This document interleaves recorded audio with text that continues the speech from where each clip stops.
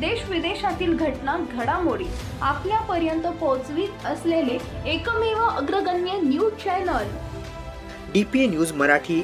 शोध सत्य बातमीचा. सातपूरचा राजा सार्वजनिक गणेश उत्सव. सातपूर शहरातील मानाचा गणपती. सातपूरचा राजा गणपती फेस्टिवलच्या निमित्ताने प्रथम पूजेचा मान सहाय्यक पोलीस निरीक्षक जया अण्णासाहेब तायडे यांच्या हस्ते गणेश पूजन आरती करण्यात आली.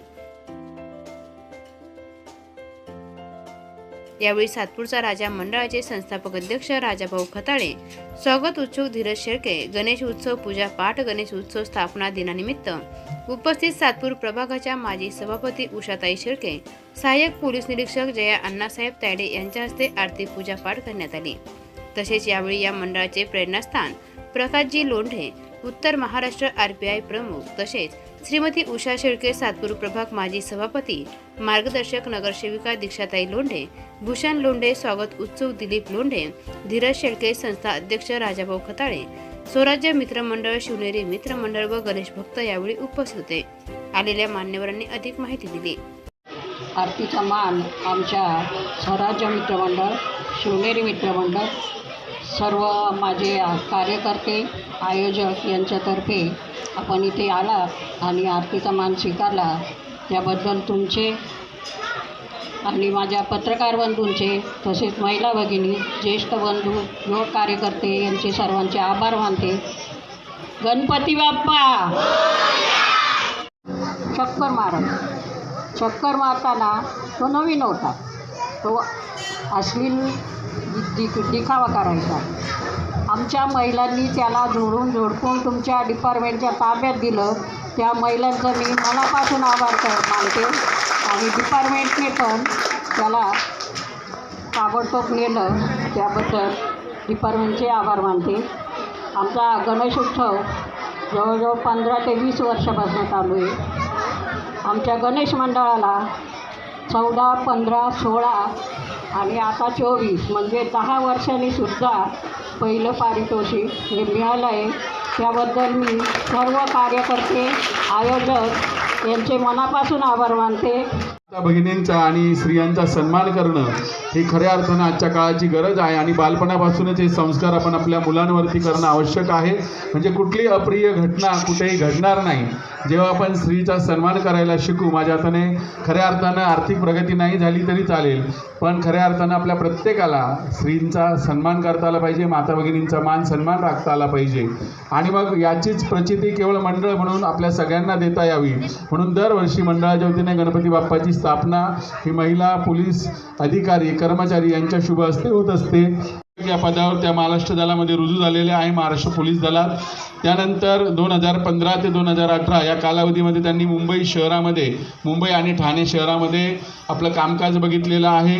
अहमदनगर जिल्हा पोलीस घटकामध्ये 1 वर्ष रीडर म्हणून त्यांनी काम केलेलं आहे. त्यानंतर स्टेट इंटेलिजन्स डिपार्टमेंट यामध्ये 4 वर्ष त्यांनी त्यांचा कार्यकाळ अहमदनगर या ठिकाणी त्यांनी विशेष सेवा या ठिकाणी दिलेली आहे आणि 2014 पासून त्या या ठिकाणी नाशिकमध्ये कार्यरत आहे.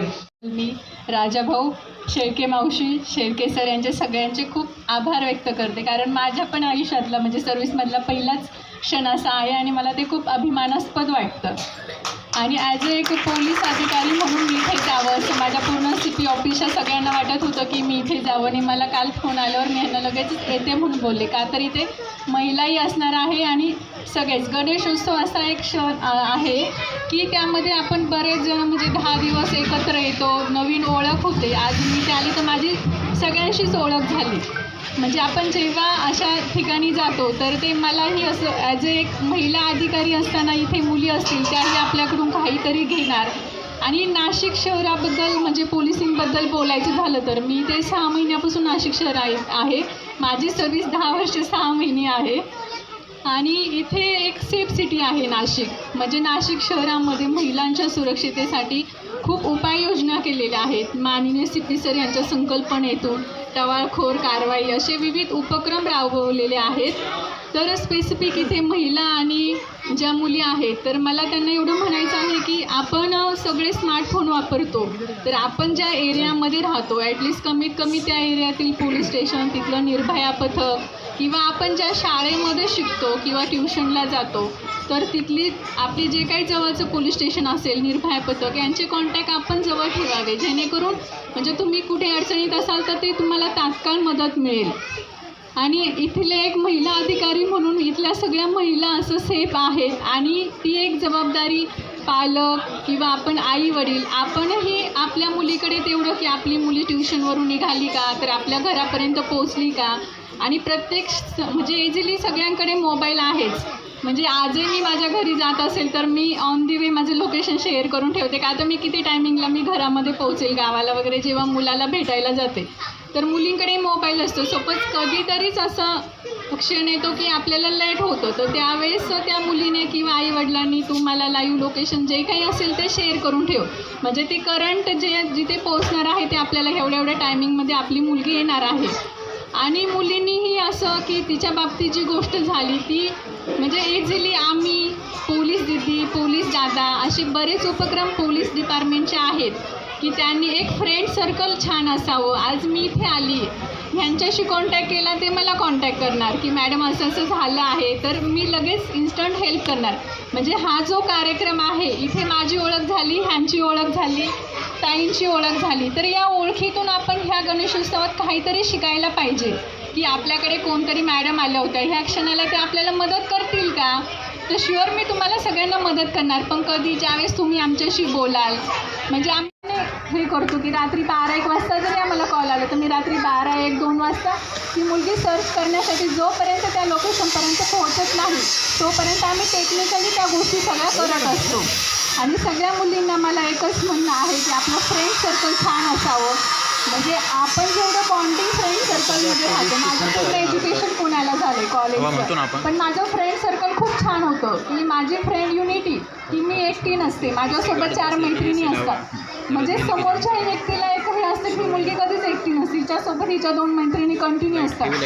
आणि आपण कोणत्या विषयावर बोलतोय, समजा 2 लेडीज असेल तर आपण दुसऱ्या विषयावर बोलण्यापेक्षा आपल्या मुलीची सेफ्टी, आपले शिक्षक, शिक्षकांशी बॉन्डिंग ह्या सगळ्या गोष्टी ठेवल्या पाहिजे. म्हणजे आपला महाराष्ट्र सेफ आहे. DPA news bureau report, Nashik. ताज्या घडामोडी व अपडेट जाणून घेण्यासाठी आताच DPA न्यूज चॅनलला सबस्क्राईब करा आणि बेल आयकॉन क्लिक करायला विसरू नका.